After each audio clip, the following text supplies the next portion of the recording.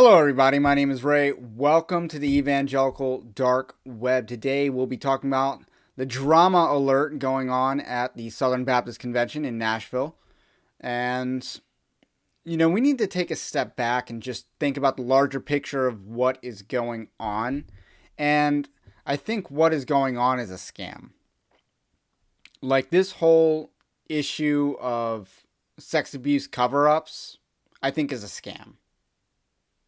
Not saying it doesn't happen at all, but we need to remember what the Southern Baptist Convention is. The Southern Baptist Convention is a convention. It's not technically a denomination. I know I use the word denomination to describe it, but it's technically a cooperation of churches in fellowship for missions.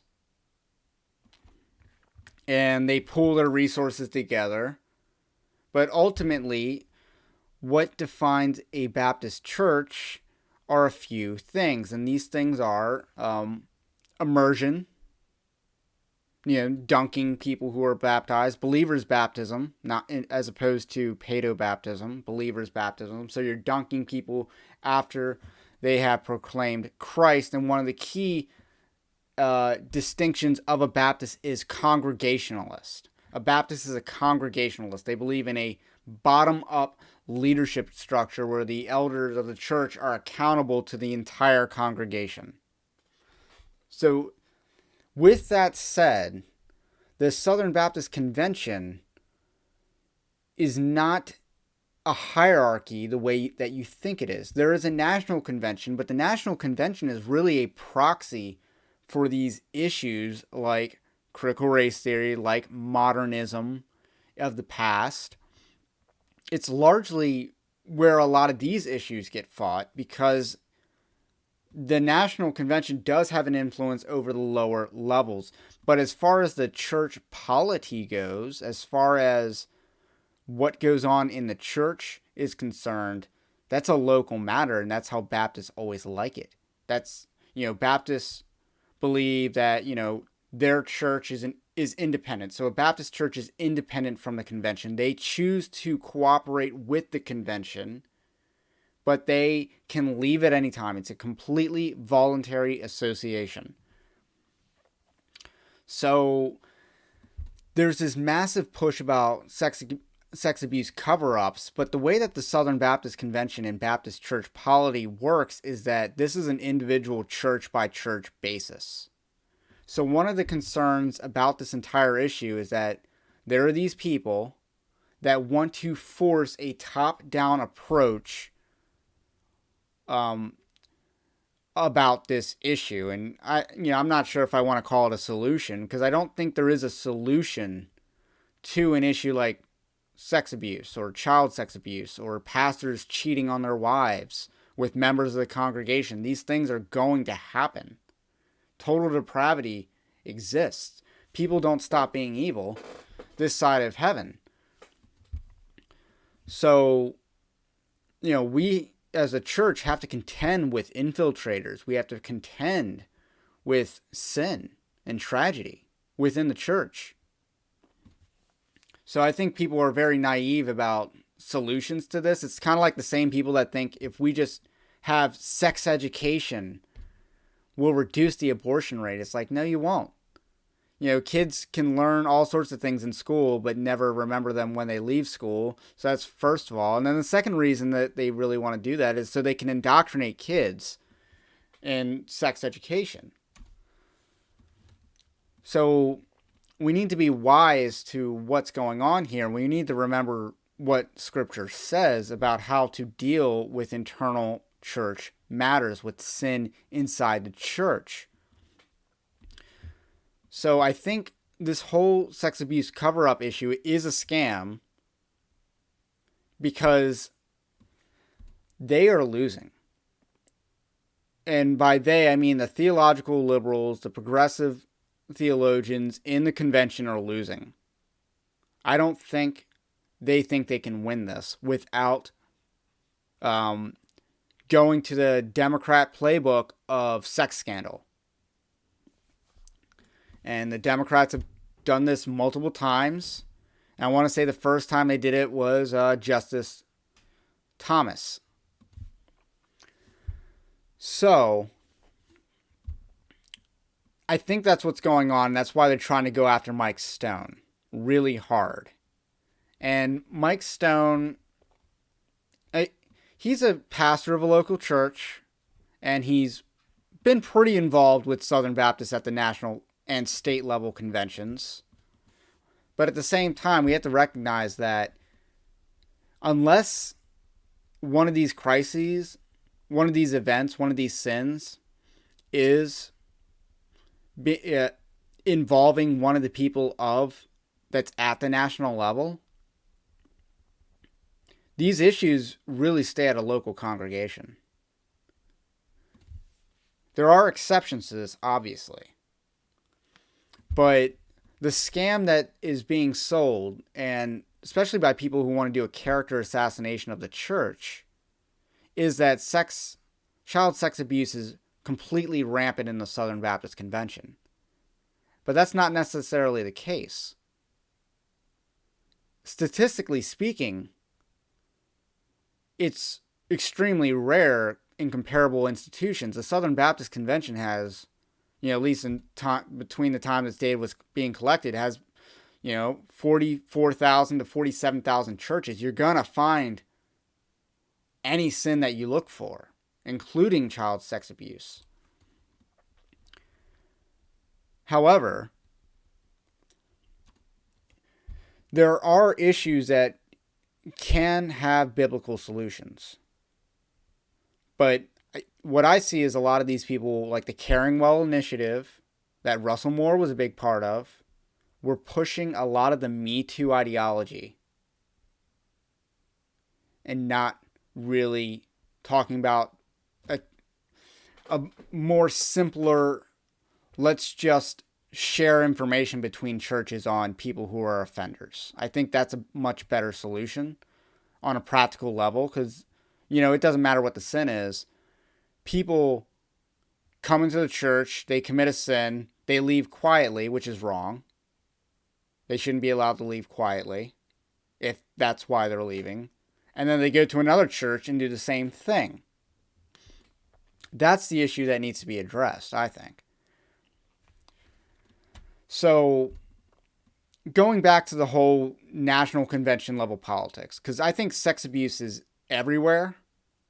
And I think the reason why they want to, really make this a key issue within the Southern Baptist Convention is because there are some really bad instances, and that's true.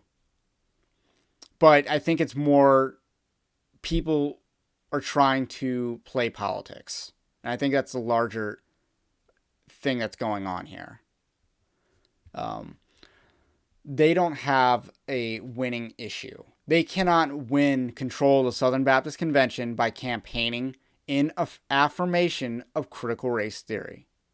But what can you win a national, what can you win and unite the convention around? Child sex abuse. No one likes that. No one wants child sex abuse to go on. No one does. I don't even think enemies within the church like Ed Stetzer or Russell Moore want that stuff going on. And that's what they're trying to do. They want the issue to be about that, so they think they can get their guy in there.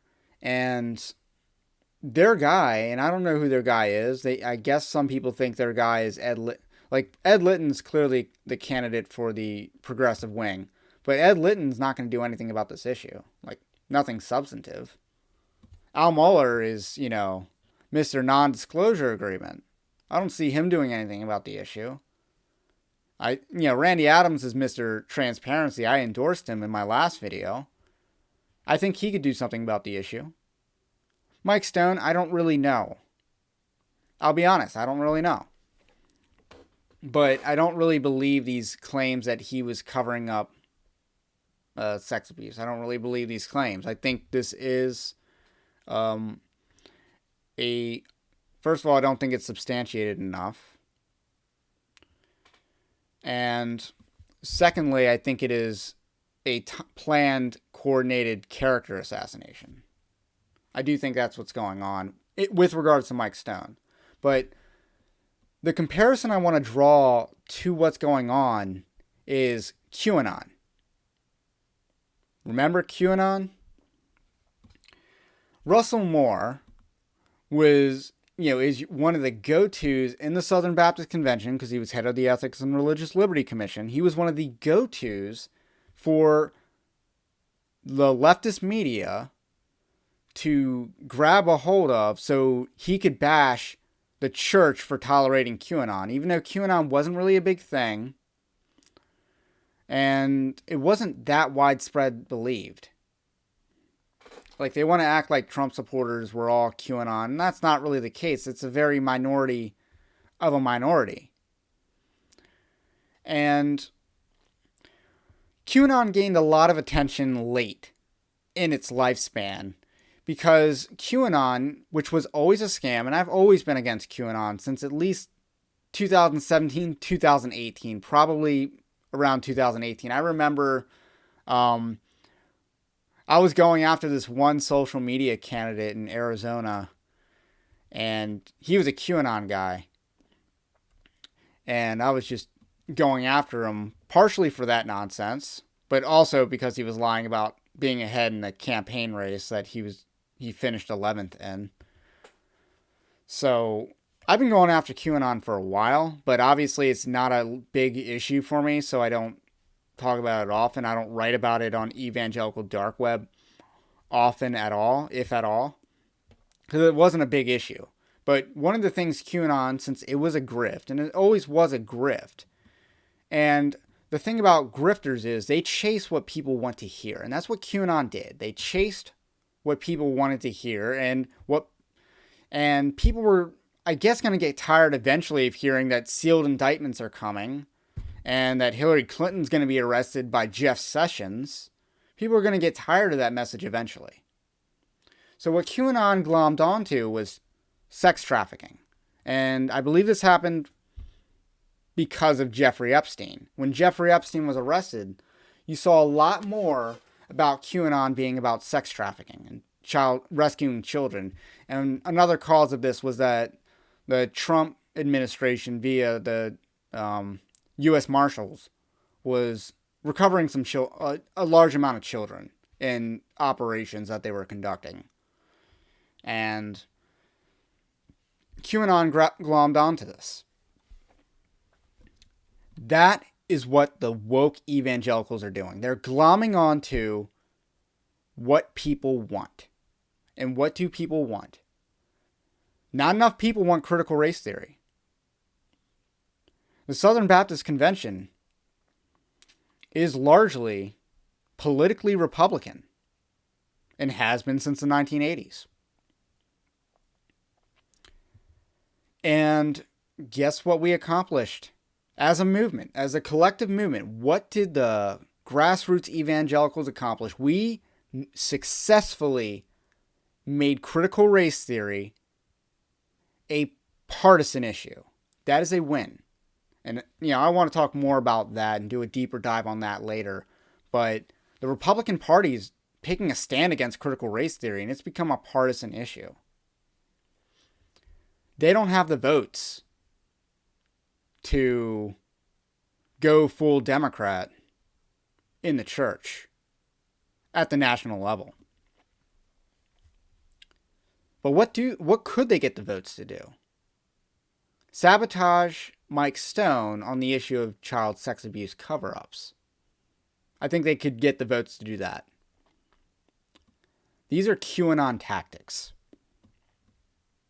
Or, this is what QAnon was doing. It was a grift. And this movement of these woke evangelicals are grifters. You got, let's go to this tweet, because this was some of the drama alert that was going on yesterday or today when I'm recording.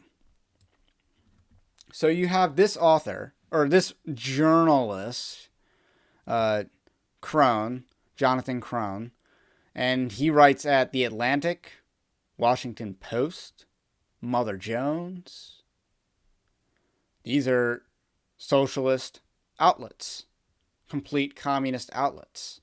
They are not our friends. He's not a Christian.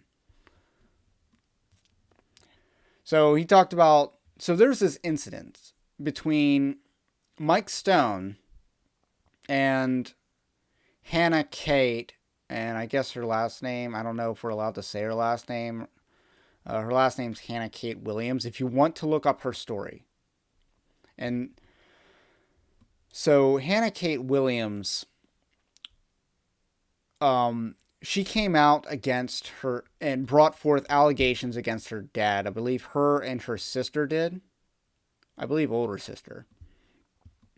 And her dad, allegedly, I don't know if there's ever been criminal charges filed. I do believe there is a criminal investigation. Unfortunately, there's not a whole lot of literature on this issue. I think there are more podcasts on this issue, but I don't have time to listen to every podcast that Hannah Kate is in. I just don't have time for that. But the gist of it is, what she's alleged is that her father, who was a traveling pastor, who was largely employed by the Southern Baptist Theological Seminary, so that's Al Mohler's camp, or Al Mohler's playground. You know, he was a rapist of his own daughter. That's the story of Hannah Kate, according to her. And I don't know if it's true or not. I don't really have reason to question her account. And that's not the point. But I guess what she did, and I think she was trying to provoke Mike Stone, and I guess she ended up crying after an interaction. And this journalist alleges that Mike Stone accused her of doing harm to the denomination. I don't know if that's true or not. I don't trust a journalist, supposedly, or an essayist, I think is what his bio says, that works for the Washington Post, Mother Jones, and The Atlantic. I don't trust those news sources. But this is where I think this goes from being grift to being kind of evil. So Hannah Kate Williams is, she's handing out flyers for, her activism, I guess. And Mike Stone released a statement denying what this reporter said.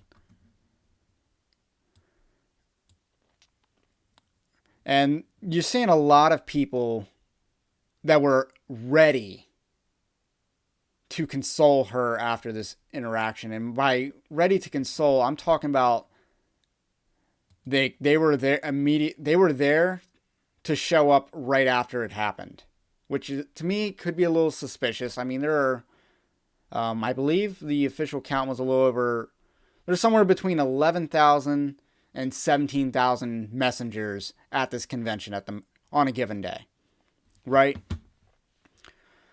So, little odd that a lot of these high players would be in the same place around the same time. And was it Griffin Gullidge, who's in this tweet, he's been an activist for the woke evangelicals this entire time. So he has a bent. And he says, I just left being with Hannah Kate because I walked up immediately afterwards and she was sobbing. Multiple other pastors corroborated. I don't care where you land or what team you're on in this convention. Anything short of comforting words for victims is unacceptable. And there's a lot wrong with that statement. I don't know what, regardless of the statement of facts, the idea that you can't ever question someone who's a victim over anything. That's a dangerous path to go down. And I think too often we use victimhood as currency in our culture, and that's dangerous. We don't want that. And, I look at conservative media, and they are guilty of this. They love victimhood as currency. The left does it all the time.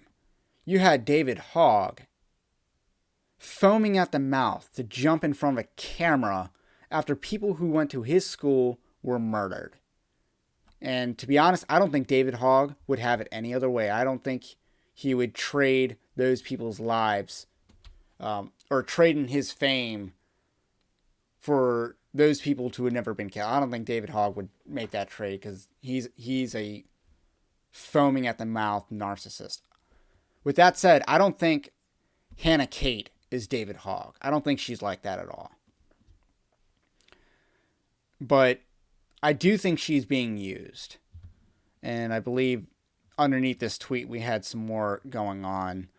I spoke with 5 messengers who were there and said that she burst into tears. I don't know what could cause her to cry. I don't know how easily she could end up crying. She's talked about how language on abortion is traumatizing for her. Because apparently one of the things that she alleges is that her father and some deacon made her get an abortion. And that's terrible. But I don't know. She seems like a traumatized individual. So I don't know. We can't assume that Mike Stone said something hurtful that could have made her cry. Or something that was, anything that could have been adversarial could have done that. Some friends with me and my wife sat with Hannah Kate to comfort her afterwards. I saw Mike just yards away from her as I walked up. We got her to her car, made sure she was headed home, and had dinner taken care of. Ed Stetzer was also present for the immediate aftermath. Seems a bit of an overkill, doesn't it? Like, doesn't that seem weird to you? That, they're gonna, she just had a confrontation of sorts with Mike Stone, and all these people were immediately there afterwards to console her. And then, and some of these people are Ed Stetzer, and Ed Stetzer is a human tornado in the church. Everything he touches, he destroys. Lifeway, he helped run that into the ground. Wheaton College, he has helped trash their reputation. Thank God he is at Christianity Today, and hopefully he can tear them apart. But Ed Stetzer was also, I believe, J.D. Greer's tap for helming the resolutions committee. And Ed Stetzer's woke. And funny story, Ed Stetzer actually blocked me on Twitter. I just found that out today. And my last interaction was calling out the fact that, Ed Stetzer was talking about how character matters. And, I said, yeah, character matters. Like when you accuse people of sinning when they say that coronavirus came from a lab, he accused them of sinning for saying that. And lo and behold. Yeah. There are a lot of receipts on that particular story, but that's why Ed Stetzer blocked me. What a coward. But Ed Stetzer is, a human tornado in the church. And the fact that these are the people that are surrounding this young lady, that's bad.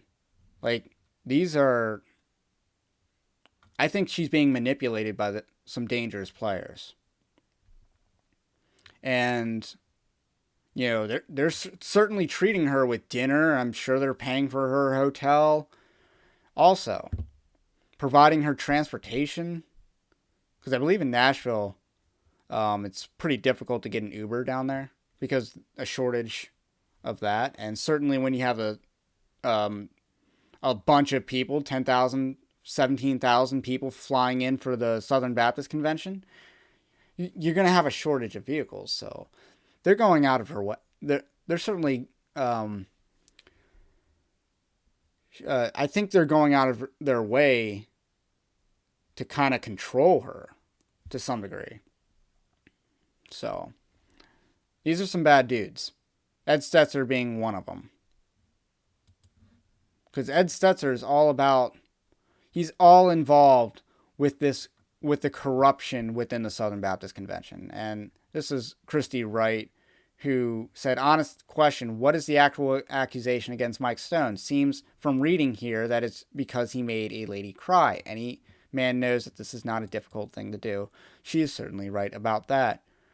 And again, there's not enough context here, and this isn't, to me, this is a nothing story. This is a distraction. This is drama alert for the sake of drama alert. But it shows how desperate they are.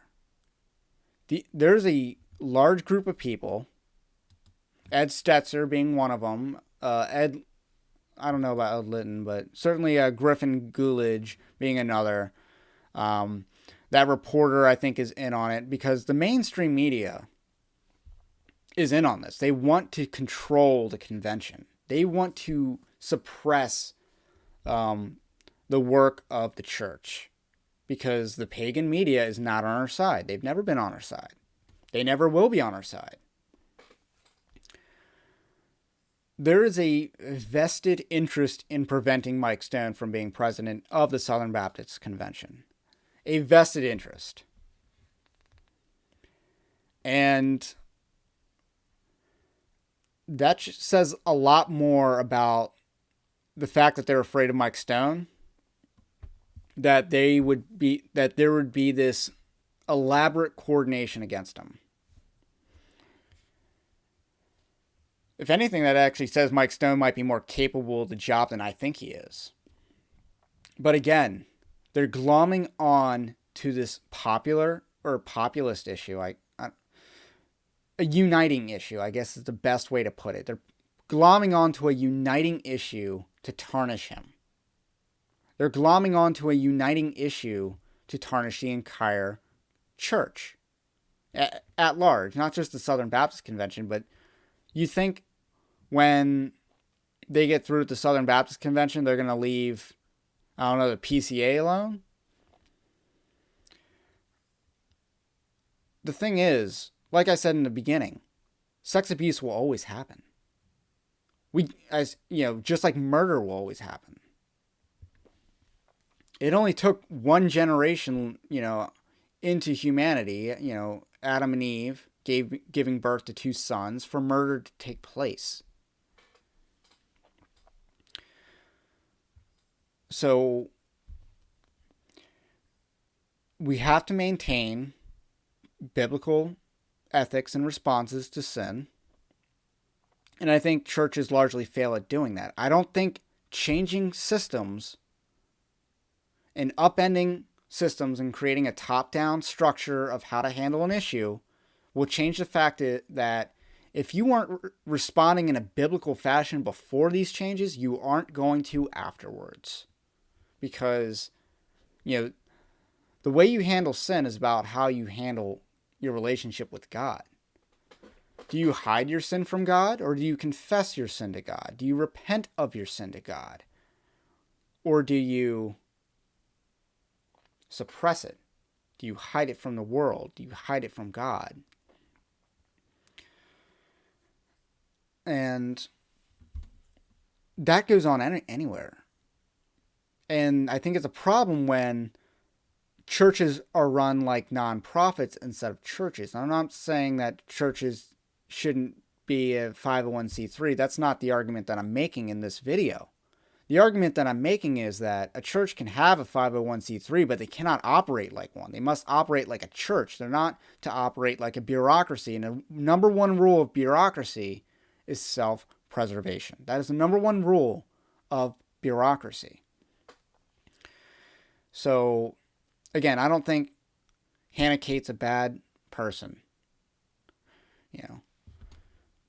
She's not the villain in this story. I think she's being used as a pawn by this, this woke evangelical QAnon movement that wants to preserve critical race theory, and they think Mike Stone is a threat to their theological drift. And they probably think Randy Adams is irrelevant because, he's from the Northwest, so he's not from around there. So they probably think he's irrelevant. They think Mike Stone is a threat, which means they know Al Mohler's not a threat, even though he's Mr. NDA. They know Ed Litton's not a threat because he's super woke, even though I don't think he'd do anything about this issue any differently. The thing is, new systems won't change human nature. And the church needs to act like the church, not like a bureaucracy. And that's the biggest problem with the Southern Baptist Convention is they operate like a fraternity, like a boys' club. And they are extremely corrupt as a result. So, let me know what you think about that. Comment below. Share your thoughts about, this issue. I think that they're going QAnon because they think they're losing. And again, I don't want any sexual abuse to happen in the church. And my policy or my stance on that is I think that when sex abuse happens in the church, it should be immediately referred to the police. You would not ask the church to investigate a murder within the congregation. You would ask the civil authorities to investigate a murder within the congregation because that is their sphere of authority. And unfortunately, not to make a theonomist argument, but, the church is at limitations when certain sins aren't handled by civil authorities like adultery. So that makes this stance a little bit more difficult. But when there's sexual abuse involved in children, that should be forwarded to the police as soon as possible. That's my take on that. I don't think this is a very complicated issue that requires all these new systems and a top-down approach to solve. I just think it requires following the Bible, following God. Hand those people over to the civil authorities and refer to the civil authorities for investigation because the church is not equipped to investigate a murder. It's not designed to investigate all these sins, but civil authorities are. That's their sphere of authority. So that's my position on this issue. And that's not a complete position, but that can be talked more about a later day. But, as far as I know, this is a game. And I think people are being manipulated in it. And it's sad to see. I don't wish any ill on Hannah Kate. I don't wish any ill on her. It seems like her story is true. And it's sad. And, I don't wish that on anyone. It's sick that someone would rape their own daughter. Impregnate her. And I believe that happened. And when she was 13 is when that happened, according to something I listened to on the subject. And that's very sad. But I think she's being used. And that's really sad also. So there is a currency with victimhood. And she's an actual victim, I think. My opinion. Because there are at least 2 or 3 witnesses that have come forward about this certain individual, her father. And